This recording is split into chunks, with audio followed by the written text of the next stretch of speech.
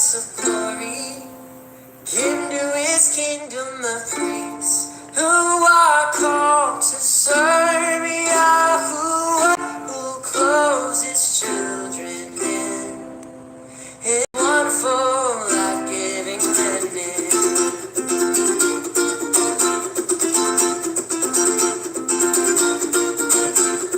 Clothing for priests and kings, oh, even the righteous are so undeserving of golden flax clothing, made for the children of Elohim, yet at times we doubt and worry, rejecting the one who gives us our needs, but if Yah clothes gives us rain, won't he clothe you with his linen from the Shammai?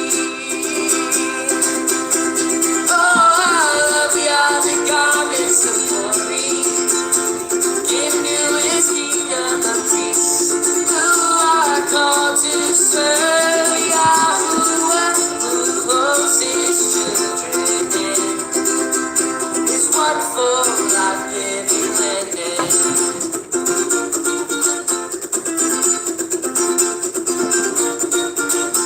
Let Israel rejoice, be glad and give glory to Yahuwah, for the wedding of the Lamb has come, and the bride has been prepared, for she is clothed in fine linen, bright and pure she stands, for the righteous acts of the people of Yah, oh, the bride of the Lamb. The garments of glory, into his kingdom of priests, who are called to serve Yahuwah, who clothes his children in his wonderful life-giving linen. Oh, I love the garments of glory, into his kingdom of priests, who are called to serve his children in. Yes, he clothes his children in. Oh, he clothes his children in his wonderful life-giving linen.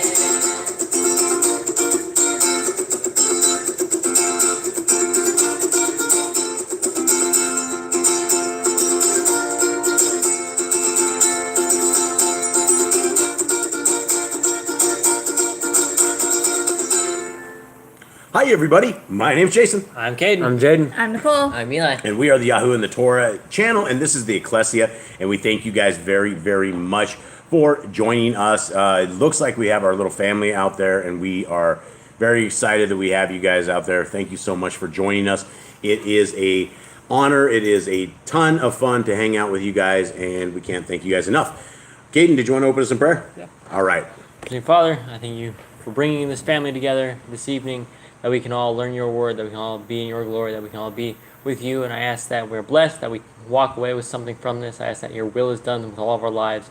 Thank you for bringing this family as a united family and not a divided family. I thank you for all that you have blessed us with and letting us be here tonight together. In Yeshua's name we pray. Amen. Amen. All right, beautiful. All right, Mystical, who do we have to say hello to our friends and family in the chat room? We have Miss Judith is here. Hi, Judith. We have a new one that I haven't seen before, Bone Cat 1. Hi, Bonket. Damon, Zachariah, and Rhiannon, and the Grand. Hi, Grandma. Hope you are well. Okay, so what we do this night. You didn't say hi to Damon. Oh, did I miss that? Rhiannon, yes. I was watching some things there. I miss the Slaggers. Hi, Slaggers. How are you, Damon? How you doing, little buddy? Did I miss anyone else? No. I was sitting here trying to get this. I don't know what happened here, Eli. I was in the other one before. What happened? I don't know what's going on, little buddy. And now we just got an ad. That isn't good. All right, we're serving you guys an ad.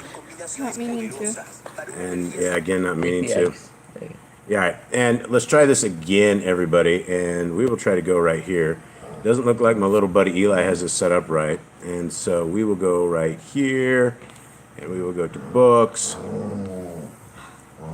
Hang tight, guys. This is a technical difficulty, and there it is, right there. And behold, the slow tablet made it. So sorry, guys, and much love. I guess we should have had some jokes or something cool that we could have done in the meantime when we had a snafu like this. This is where we're at, and so we are on 10 today. Yep. Okay, so now let's try this again. And so at the top, for if you guys do not know, we are reading out of a version called the Sefer, and it isn't a really good version. The version at the bottom is the version by the Hallelujah Scriptures, the ex-Hallelujah Scriptures, and we will begin as soon as I can find this. Okay. Okay, gentlemen, you guys ready? Yep. You guys have anything? Okay. I don't know why this thing just keeps doing this. Okay, here we go. A wise judge shall instruct his people, and the reign of a clever man is well ordered. As the judge of the people is himself, so are his officers, and what manner of man the ruler of the city is. Such are all those who dwell in it. All right, any thoughts right out of the gate? So this is talking about what? A wise judge? Yeah, someone that is going to rule over the people, that has like authority over a certain amount of people, whether it's 1, 2, whether it's 5,000. It's like you need to run it according to the Torah. You need to run it with wisdom. You need to run it with prudence. You need to run it with justice. Yeah, this is interesting. This is an interesting book. Sirach. There's a lot of stuff from one way to the other. The last couple of chapters have all been kind of stuff that deal with stuff kind of out of our realms. Like, we're not exactly kings. We're not exactly any of this stuff. So some of this doesn't make a lot of sense to us paupers out there. Okay, 3. An unwise sovereign destroys his people, but through the insight of those who are in authority, this city shall be inhabited. All right. Anyone? Well, basically, it's like the kings of Israel. Every time they were unwise, every time they broke Torah, their cities were destroyed. Their walls were broken down. They're taken into captivity. And it can be the same for your life. You are the sovereign of your life, right? You are the sovereign over your soul. You have to protect it. You have to be wise with it. Yeah, absolutely. Jay, do you got anything for this? No, not really. I mean, when you have somebody who is a judge, someone who's ruling the people, they will create an area so their people can inhabit it.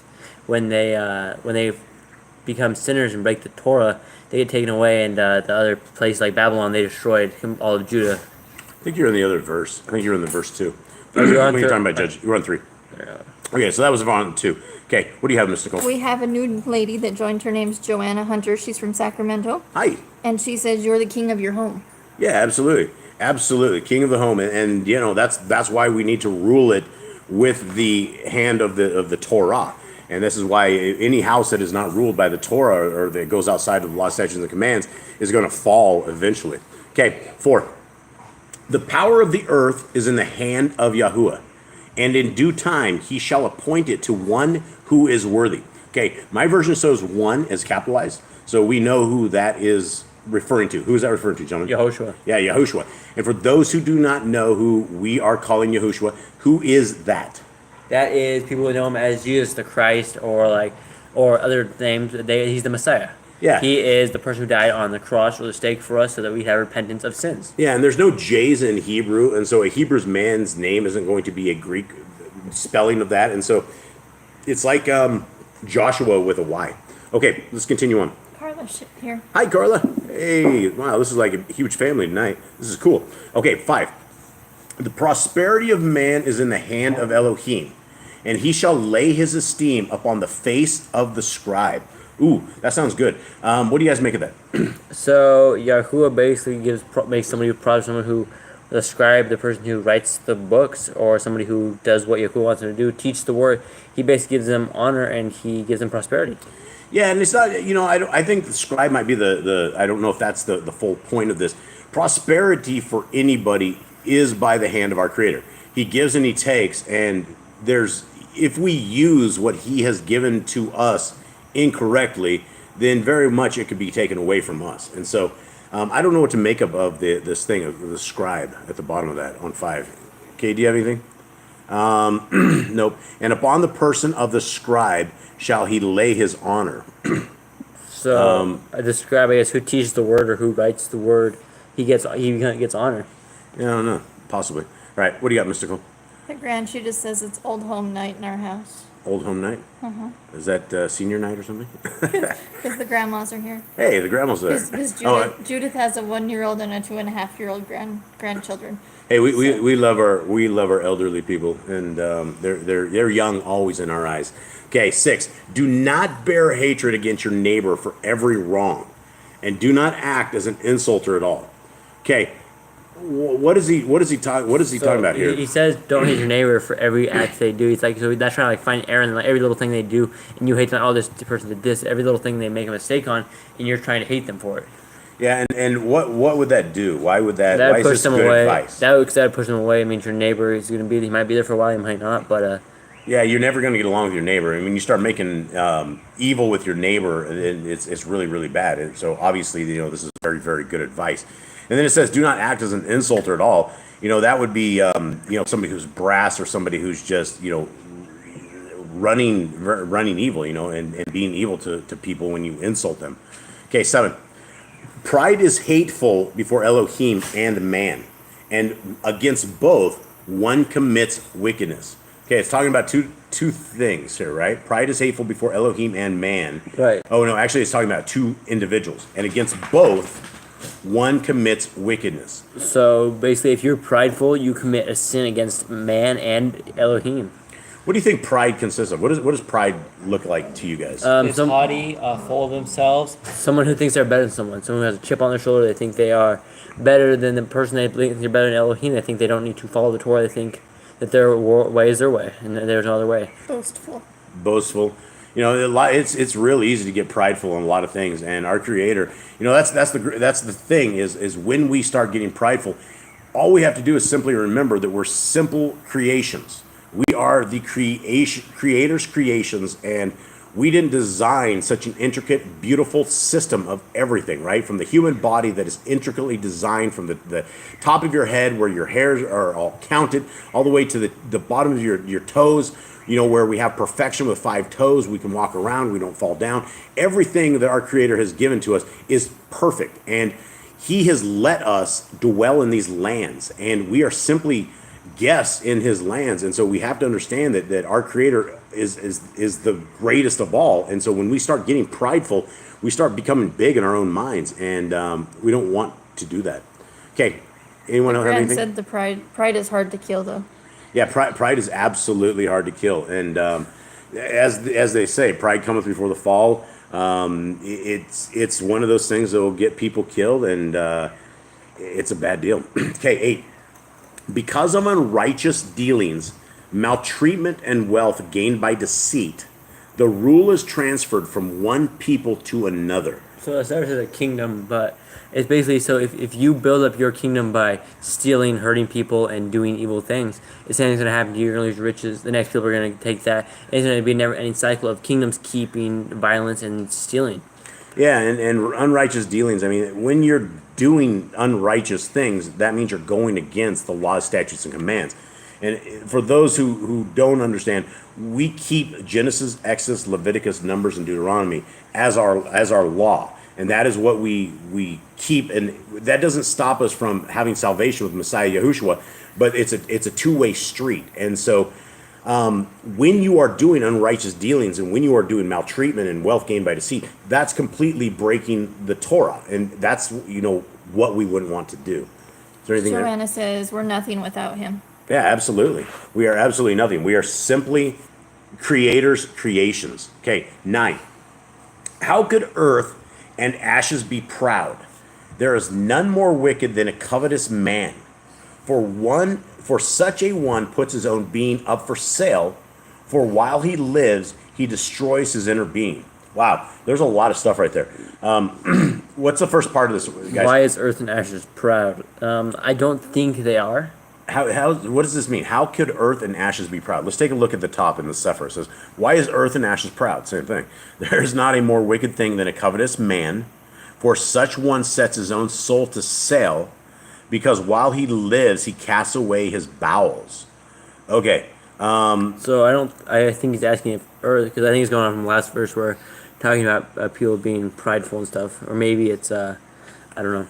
Yeah, I don't know. Cade, you got anything on this? How could earth and ashes be proud? Yeah, I mean, I don't think those would be proud. I don't think they can. I mean, Earth isn't going to be proud. Ashes won't be proud. Ashes aren't proud. They just sit in a pile. And so then it goes on to say, there's none more wicked than a covetous man.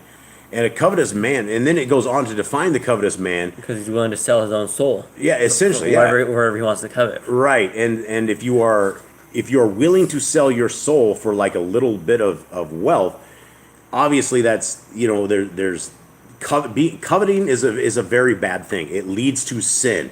When you start wanting things and you start thinking of in that nature, then it's only just a little bit further that you could do great wickedness. And so I think that's what it's saying. I don't know. Anyone else have anything on this? Eli, I don't think I have anything on this. I mean, it's like, and it says he loses inner being. He loses basically himself when he sells his soul for whatever material item he wants or whatever earthly item he wants. Yeah, and again, it says, for while he lives, he destroys his inner being. And that's what we must be keepers of, is our soul. Our souls are like the number one thing that the Hasatan wants, and that is we're trying to keep alive. And there's no way we're going to keep our souls alive if we're not keeping the Torah. The Grand says, perhaps speaking of what man is created from ashes to ashes, dust to dust. Yeah, absolutely. Yeah, and you look at men's works and their giant structures and their giant military and industrial complex and all this stuff of man, and it's but a vapor. It's who created the metal that all the military people use for all of this, right? And it talks. I can't remember where it talks about it. You guys remember that where it talks about at the end times that Messiah is going to come back when he comes back. Enoch. And he like blows, like all the metal becomes like useless. I think it was like in Enoch. all this power, all this strength of man, it becomes absolutely gone. Okay, so let's continue on. Okay. The physician ends a long disease, and he who is a sovereign today shall die tomorrow. So I think it's pretty basically like the physician, like he heals people. I think, and then it talks about the king. You might be the greatest today, but tomorrow you won't be here. You won't be here forever. Yeah, and a lot of people do forget that, right? We are gone. We're but a vapor, and that is all we are. We have 120 years of our life to get right with our Creator and to figure out repentance and to get our hands, heart, and mind clean, ready for this next step. And we are even a sovereign, the guy who is the greatest of all, is going to become a rotted corpse in somewhere when he dies. So, for when a man is dead, he shall inherit insects, creatures, and worms. Okay, so I think it's just basically eating the corpse. Yeah, and that's the thing, right? How great are you when at the end of the day you have worms eating your cadaver, right? You're just you're dead, right? There's nothing left of you. But that is where our soul needs to exist, and that's where we're either going to be put into a place of peace or we're going to be put into a place of torment. And this is why we're truly trying to be and talk to you guys, is trying to get those people so that you guys don't have to have those places of torment in the end times. Okay, 12. The beginning of pride is when one departs from Elohim, and his heart is turned away from his maker. So the beginning of pride, when you become prideful, is turning away from Yahuwah. That's the first sign of being prideful, when you think you're too good to follow Yahuwah anymore. Yeah, absolutely. And I don't want to bash a religion, but you have 65,000 different religions out there that are extremely prideful.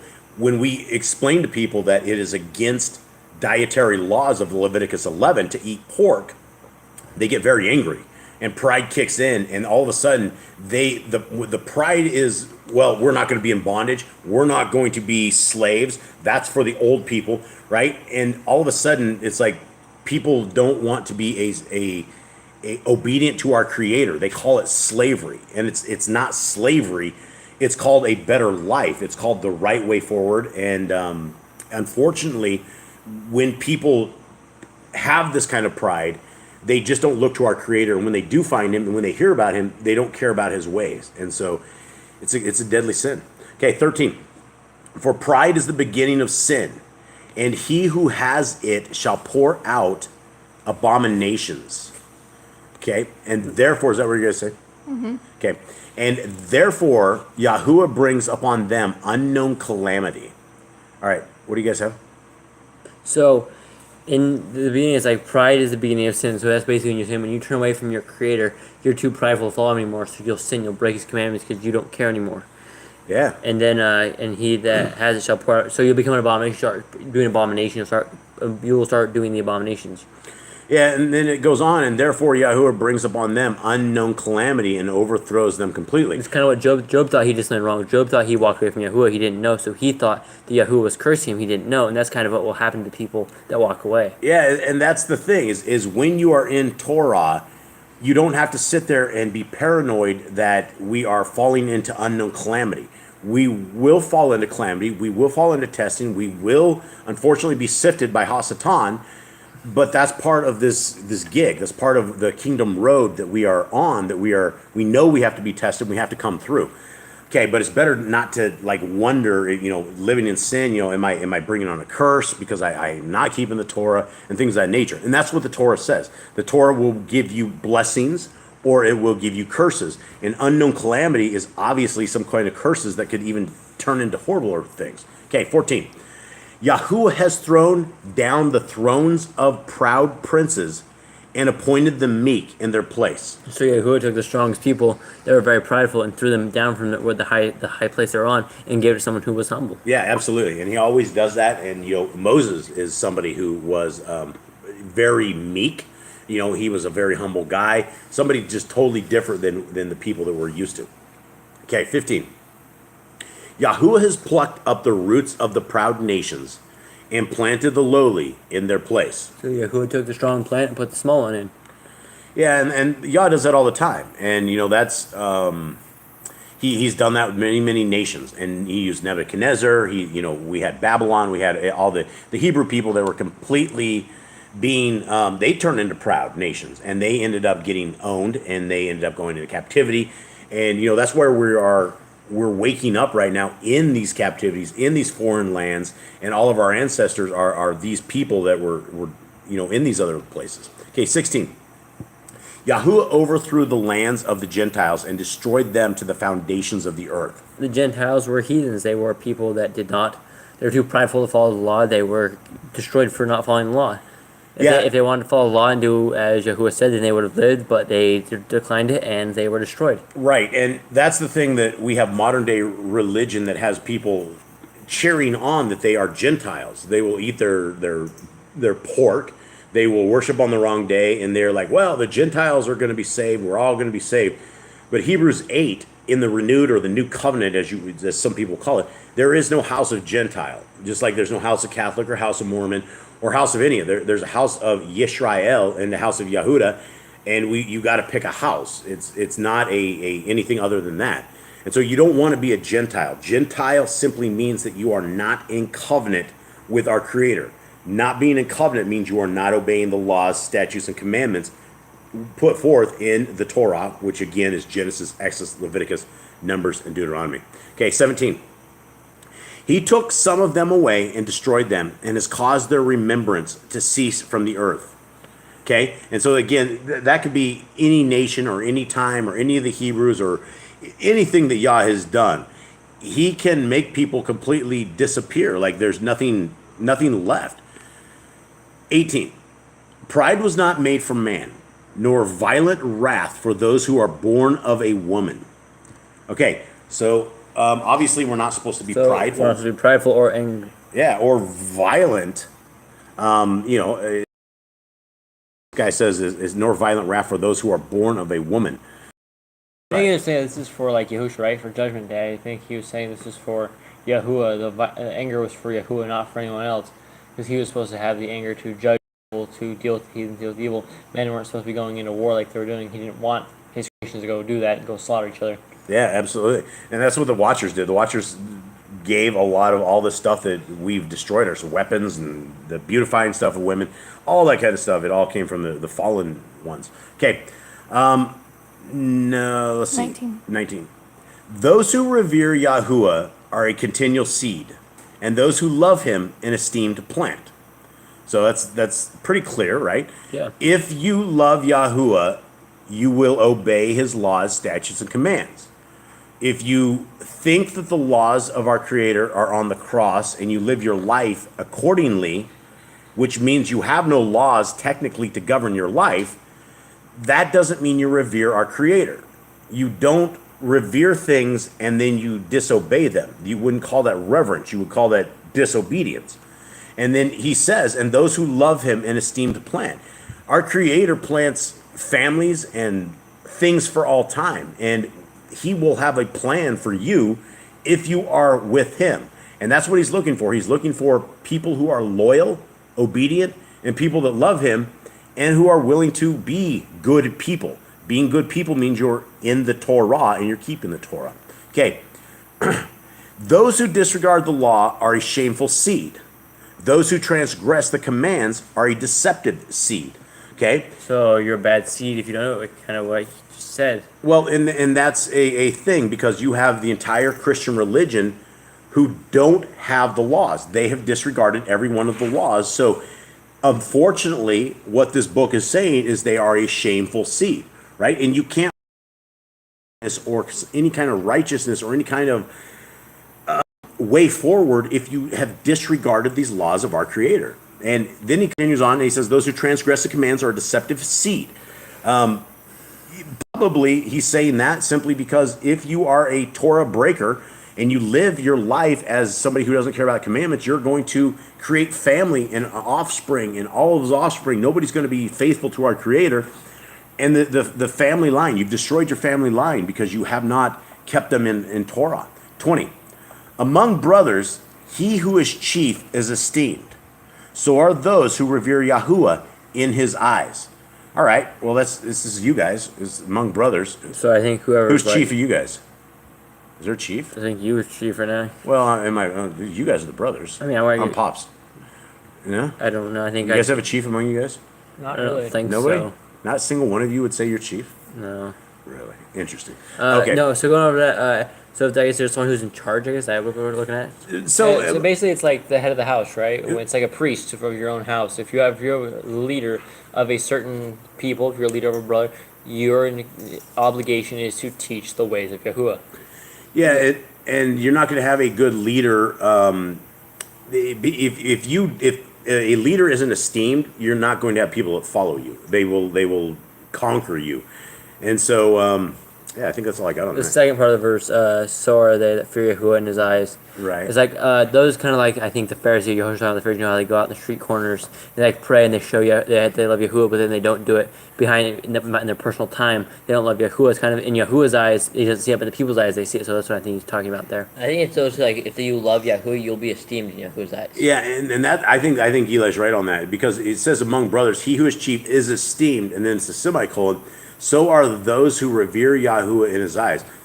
I hope that is completely true, because I believe that is true. But if we are taking care of our Creator and we are loyal to him, we want to be, we want to look good in the eyes of our Creator. You know, that's who we're going to be standing naked before in judgment, him and him only. And, you know, we have an advocate, Messiah Yahushua, who is there, but it's just us and our Creator. Okay, 21. The reverence of Yahuwah goes before the obtaining of authority, but stubbornness and pride is the loss of it. Okay, you got anything on this? Yeah, if you are too stubborn to open your mind to Yahuwah, open your heart to Yahuwah, you're losing your chance of salvation. You're losing your chance to have that relationship with Yahuwah. He gives you an infinite amount of tries, right? But if you're stubborn all the way into death, you're going to miss the time when you had a chance all along. Yeah, and when you're talking about authority right here, obtaining authority can be simply a man of the house, right? You have authority over your house. But if you do not have Yah, that's where stubbornness and pride is the loss of it. You're going to lose a lot, and you can lose family, you can lose tons of stuff. And the Torah is the way forward. It's the coolest kids club for sure. Joanna says, act one way on Sabbath and worldly the rest of the week. Yeah, and that's it, right? What do they call those? The Sunday keepers, or the you know, everybody. You know, lots of people do that, and it's you talk the talk, but you walk a totally different walk, and that walk is with the fruits of what you have. And this isn't a hot and cold thing. This is a lifestyle change where we start studying the Scriptures and we show ourselves approved unto our Creator, workmen who are not ashamed, because we're taking the word of our Creator and rightly dividing it. We're dividing the Old Testament and the New Testament, and it's not a division. It is a single book from page 1 to all the end of, you know, page 1300. it's all one book. It's all one story. It doesn't have an old and a new. It has an older covenant, and then and we broke that older covenant, and then it has a newer covenant, and we can obtain that. But it takes two things, right? It takes keeping the laws, statutes, and commands of our Creator and the faith of Messiah Yahushua. Okay. The Quran says, "May we not be ashamed." Yeah, may we not be ashamed. Absolutely. If we're ashamed of our Creator and His Son, when they're ashamed of us, it's going to be the real big deal, right? Who cares if somebody laughs at you down here in this world? People that are laughing and laughing, making jokes of their Creator, don't get it, and they will never get it. And so move on. Okay, 22. Whether he is wealthy, noble, or poor, their esteem is the reverence of Yahuwah. So it doesn't matter who you are, how much money you have, how great you are. All that matters is that you fear Yahuwah. Yeah, absolutely. Walk with Yah, and He will walk with you. 23. It is not right to despise the poor who has understanding. Neither is it proper to exalt a sinner. So basically, it says just because they're poor and they have the fear of Yahuwah, you shouldn't condemn them. You should raise them up. Because look back in the day, poor. This I think there's a lot of time out back in the day because poor man didn't have access to the knowledge and learning of all this stuff. Yeah, and what does Messiah Yahushua say, and what does the Torah say about giving the poor lesser or treating the poor? It says you should help them out. You should give them the best seats. You shouldn't just because somebody is rich, don't cater to them. And that that's where it said, neither is it proper to exalt a sinner, right? Because he might be rich or he might be something you shouldn't exalt him. Yeah, and if they're not Torah based, there should be no heroes. Unless somebody is based and founded in the Torah, people shouldn't be following them and keeping like that. Okay, 24.